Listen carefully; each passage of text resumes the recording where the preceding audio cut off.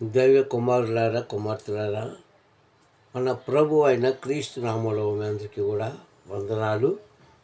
మరి ఇక సమయంలో దేవుని యొక్క వర్తమానాన్ని మనము జ్ఞాపకం చేసుకుంటాం.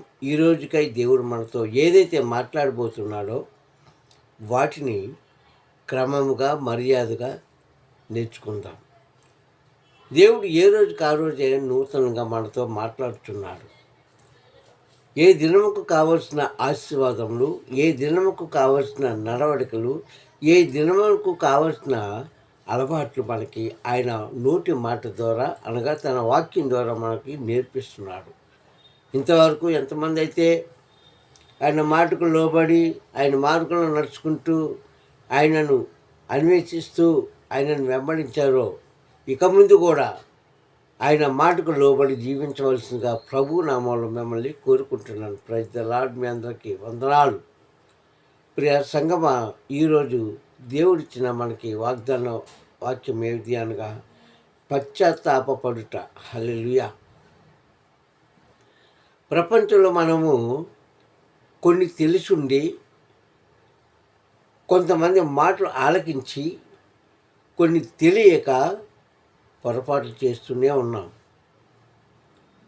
కొంతమంది తెలిసి కూడా పొరపాటు చేస్తూ ఉంటారు. అయితే తెలిసి చేసిన దానికంటే తెలియక చేసిన దాన్ని దేవుడు క్షమిస్తాడు. తెలుసుని మనము మన జీవితాలు నాశనం చేసుకుంటే దేవుడు కూడా చూసి చూడనట్టుగా ఉంటాడని మనం గ్రహించాలి ముందుగా. ఎందుకంటే మానవ బుద్ధితోనో, మానవ అలవాట్లతోనో, మానవ స్వబుద్ధితోనో మనము మన క్రియలను కొనసాగిస్తూ చివరికి వచ్చేటప్పటికి దేవుడు నా యందు చిన్న చూపు చూశాడు అన్న మాట మనము వింటూ ఉంటాం. కానీ ఎప్పుడు కూడా దేవుడు ప్రతి ఒక్కరిని సమానంగా చూసే దేవుడు, ప్రతి ఒక్కరికి సమానమైన ఆశీర్వాదాలు ఇచ్చే దేవుడు, ప్రతి ఒక్కరిని సమానంగా దీవించి కరుణించే దేవుడు. ఆయనలో వ్యత్యాసభేదం లేదు, ఆయనలో తారతమ్యం లేదు, ఆయనలో ఏ విభేదాలు కూడా లేవు. అవన్నీ మనకున్నాయి. అయితే దేవుడు మనకి తన అద్వితీయ కుమారుడైన క్రీస్తుని భూమి మీద పంపించి మనకి నేర్పించిన పాఠం ఏంటంటే సమానత్వము, రెండోది ప్రేమ, మూడోది పశ్చాత్తాపడుట, నాలుగోది క్షమాభిక్ష. దేవుని స్తోత్రం. హల్లెలూయా. ఈ 4 విషయాల్లో మనము ఏదో కిసులో పడిపోతాం. సమానత్వం అంటే ప్రతి ఒక్కరిని కూడా ఒకేలాగా చూసే పద్ధతి. ఎంతమంది ఈరోజు అలా చూస్తున్నారు? ఎంతమంది సమానత్వంగా జీవిస్తున్నారు అని ప్రశ్న వేసుకుంటే మన అంతరంగములకు ఆ యొక్క సమాధానం వస్తుంది. అలాగే తోటివారి పట్ల ఎంతమంది ప్రేమ కలిగి, దయ కలిగి, జాలి కలిగి జీవిస్తున్నారో అది కూడా మనం ఆలోచించుకుంటే తెలుస్తుంది.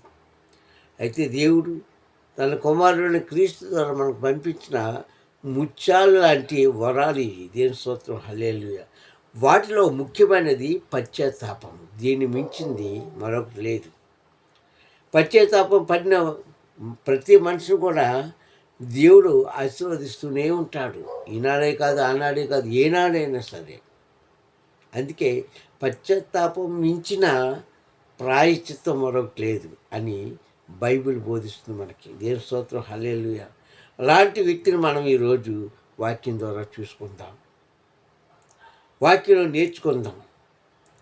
ఆయన పశ్చాత్తాపడవలసిన అవసరం ఏమొచ్చింది, అంతకుముందు ఆయన ఆలోచన ఎలాగున్నది అని తెలుసుకోవడమే ఈరోజు వాక్యాంశం. చూద్దాం మరి. మత్తయి సువార్త 27వ అధ్యాయంలో, మత్తయి సువార్త 27వ అధ్యాయంలో 3వ వచనంలో ఒక వ్యక్తి మనకు కనిపిస్తాడు. ఎవరు? ఇస్కరియోతు యోధ. ప్రియ సహోదరులారా, ఇస్కరియోతు యోధ యొక్క జీవితము ఎలాంటిదంటే పాముల పుట్ట లాంటిది, చీమల పుట్ట లాంటిది, అసహాయం కలిగిన జీవితం అది. ఎవరి దృష్టిలో? లోకం దృష్టిలో కాదు, దేవుడి దృష్టిలో. అలాంటి జీవితాన్ని క్రీస్తు తన శిష్యుడిగా అంగీకరించి శిష్యుడిలో ఒక భాగస్వామి ఇస్తూ ఆయనకు ఒక అధికారం ఇస్తూ అందరిని వెక్కించాడు. ఎందుకో తెలుసా? మారు మనసు పొందుకుంటాడని. అయితే ఇస్కరియోతు యోధా చేసిన కార్యము దైవ కార్యంగా దేవుడు చెప్పిన ప్రకారంగా జరిగింది, లేఖనాల ప్రకారంగా. కానీ అతనిలో మానవత్వం అని ఎందుకంటే ప్రియ సహోదరులారా, ఏ మనిషిలోనైనా సరే మానవత్వం అనేది ఒకటి ఉంటుందండి. దాన్నే అంతరంగం అంటారు పూర్వీకులు. ప్రతి మనిషికి ఆత్మ అనేది ఉంటుంది. ఆత్మలో పశ్చాత్తాపం అనేది ఉంటుంది. కానీ చాలామంది బయటికి చెప్పుకోరు, గర్వంగా జీవిస్తారు. కానీ వారు నిద్రిస్తున్నప్పుడంట వారి ఆత్మ వారితో మాట్లాడుతుంటుంది. ఏ రోజైనా నీ ఆత్మ నీతో మాట్లాడిందా? నువ్వు చేసినది తప్పు, స్త్రీలు కానీ పురుషులు కానీ, నువ్వు మాట్లాడినది తప్పు, నువ్వు వెళ్ళే మార్గం తప్పు అని నీ మనసు నిన్ను హెచ్చరించిందా? హెచ్చరిస్తే దాని ప్రకారంగా నువ్వు నడుచుకుంటే ధన్యుడివే, ధన్యురాలివే, నీ జీవితం బాగుపడుతుంది. కానీ మనిషి వాటికి లొంగేవాడు కాదు. ఇక్కడ ఇస్కరియోతు యోధా జీవితంలో కూడా ఎన్నో తప్పిదములు చేసినా, ఎన్నో పొరపాట్లు చేసినా అతడు క్రీస్తు యొక్క మాటకు లోబడి, క్రీస్తు యొక్క చూపుకు భయపడి, క్రీస్తు యొక్క నడవడికను మెచ్చుకొని ఆయనకు శిష్యుడుగా అవ్వడానికి వచ్చాడు. మంచిది. ఎందుకంటే ఏ మనిషి అయినా సరే జీవించినంత కాలము పాపిష్టిగా జీవించడము మంచిది కాదని ప్రభు దృష్టిలో మనకు తెలుసు. లోకులు కూడా ఎప్పుడు పాపంగానే ఉండాలని ఏ మనిషి కూడా కోరుకోడండి. ఒక మాట మనం నిజం చెప్పుకోవాలంటే ప్రియ సహోదరులారా, స్త్రీలు కానీ పురుషులు కానీ, చిన్నవారు కానీ పెద్దవారు కానీ చెడ్డ తత్వం కలిగి జీవించాలని ఎవరు కూడా అనుకోరు. చిన్నతనం నుంచే నేను మంచి గజ దొంగ అయిపోవాలని ఎవరైనా అనుకుంటారా పురుషుల్లో? అలాగే చిన్నతనం నుంచి కూడా నేను మంచి పేరు తెచ్చుకున్న ఒక వేశ్యగా జీవించాలి అని అనుకుంటుందా ఏ స్త్రీ అయినా? అనుకోరు. వారు ఎందుకు తయారవుతున్నారంటే వారు పెరిగే సమాజంలో ఉన్న మనుషులను బట్టి, వారు ఉన్న ప్రాంతాలను బట్టి ఆయా అలవాట్లు వారి శరీరాన్ని, వారి మనసుని గట్టిగా పట్టుకుంటుంది.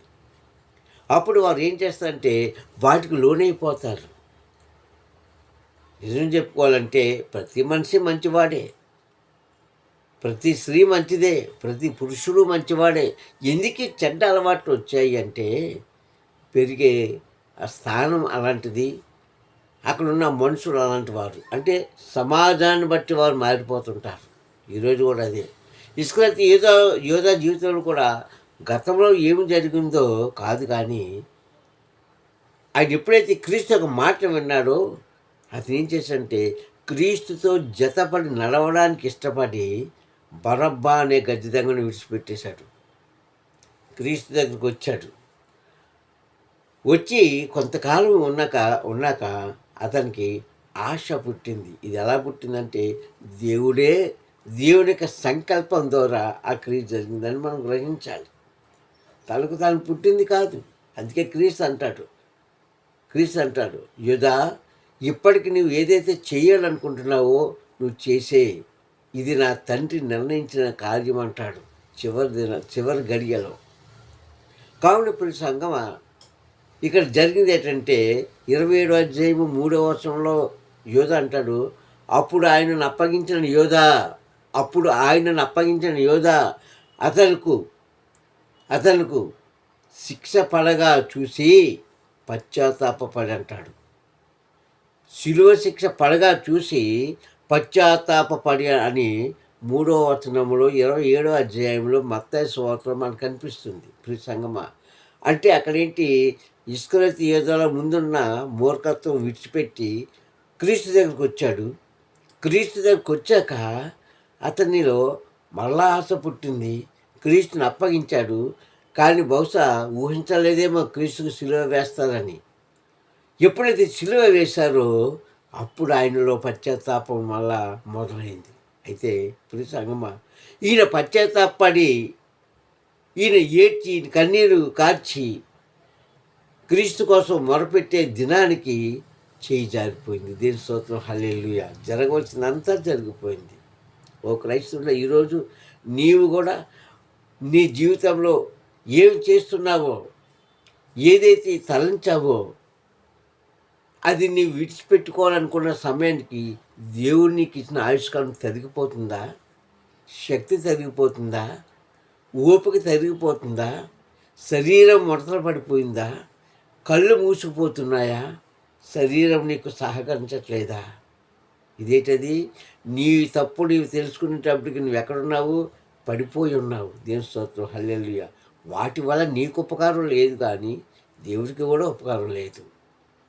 అలా ఇక్కడ ఇస్కరియోతు ఏదో పశ్చాత్తాపడే సమయానికి సమయం దాటిపోయింది. ఈరోజు క్రైస్తవుడా, నీకు ఇచ్చిన ఆయుష్కాలం దాటిపోతుందేమో నీ తప్పు తెలుసుకునేటప్పటికి. అయితే ప్రభు అంటాడు, ఎంతో అవకాశం ఇచ్చాడు. ఎందుకో తెలుసా? ఇప్పటికైనా సరే ఇస్కరియోతు ఏదో మనసు మార్చుకుంటాడేమని. భోజన బల్లలో చేపెట్టినప్పుడు అడుగుతాడు, ప్రభువా నేనా, నేను అప్పగించేవాడిని అంటే నీవే అని చెప్పలేదు. చెబితే చెప్పలేక కాదు, దేవుడి చిత్తంగా జరగాలని క్రీస్తు తలంచి ఉన్నాడు. ఓ క్రైస్తవుడా, నీ తప్పుదమ్మ నువ్వు ఒప్పుకుంటున్నావా? అందుకే యోహాను సువార్త 14 అధ్యాయం అంటాడు కదా, మొదటి వచనంలో, మీరు మీ హృదయంలోంచి కలవరపడడం తొలగించండి ముందుగా అంటాడు. మీ హృదయంలో కలవరపడనీయకండి అంటాడు. మీ హృదయంలో అనాలోచన రానివ్వకండి అంటాడు. మీరు భయపడద్దు అంటాడు. మీరు తొందరపడద్దు అంటాడు. శిష్యులు చెప్పిన మాట. మీ హృదయంలో కలవరపడకుండా మీ హృదయాన్ని జాగ్రత్తగా కాపాడుకోండి. ఎందుకంటే ఆయనకి తెలుసు ఏం జరుగుతుందో, కానీ శిష్యులకు తెలియదు. ఈరోజు మనకే తెలియదు ముందు ఏం జరుగుతుందో.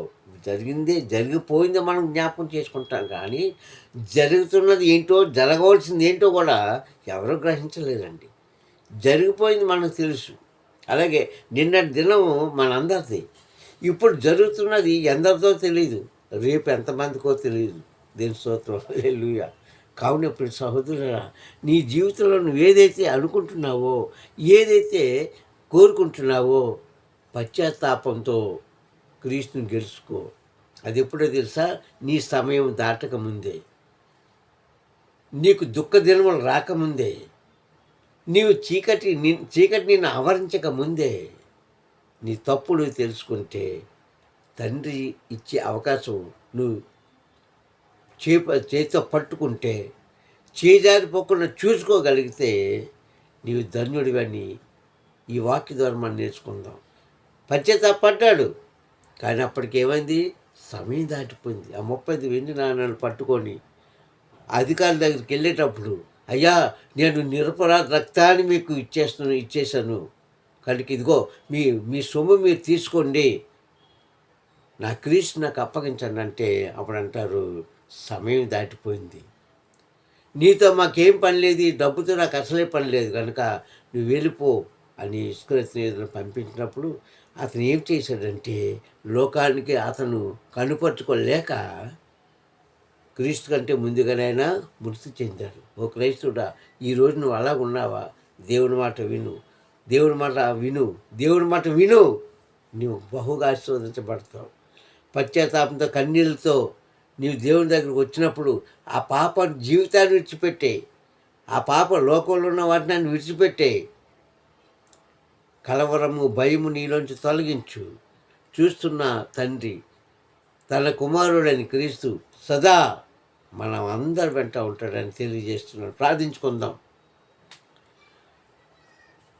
మహోన్నతుడైన దేవాన్ని కొందాములు నాయనా, ఈ సమయంలో నీ వాక్కు ద్వారా మాతో మాట్లాడావు. నిజమేనాయన, సమయం మించిపోకుండా మా జీవితాలు సరి చేసుకునే భాగ్యము అయ్యా, నీవు ఇచ్చిన అవకాశం జారవేడక ముందే అయ్యా మా జీవితాలను తండ్రి నాన్న చక్కదిద్దుకునే భాగ్యము మాకు కలుగు చేస్తున్నందుకు వందనములు అయ్యా. మేము అట్టి రీతిలో నడవకుండా ఇసుకలకి ఏదో అవ్వలేరా తండ్రి వేస్తే నా ప్రభా, మేము ఉండకున్నట్లు ముందుగానే తండ్రి యేసయ్య మీరు మాకు ఇచ్చిన అవకాశాన్ని సద్వినియోగం చేసుకునే భాగ్యం కలుగు చేసి సదా మీతో ఉండులాగును నీ కృప అనుగ్రహించమని వాక్యం బిడ్డలందరినీ దీవించమని క్రీస్తు నాముడి ప్రార్థన అడుగుతున్నాను పరమ తండ్రి. ఆమేన్, ఆమేన్, ఆమేన్. మీ అందరికీ మరొకసారి వందనములు.